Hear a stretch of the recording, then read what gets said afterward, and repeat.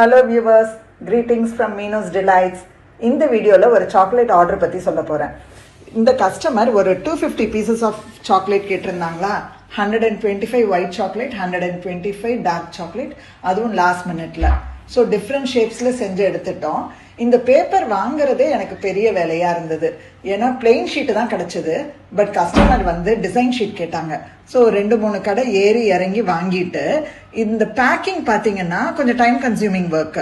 வெளியில இந்த ஷேப் தெரியணும், ஆனா ஃபினிஷிங் நீட்டா இருக்கணும்.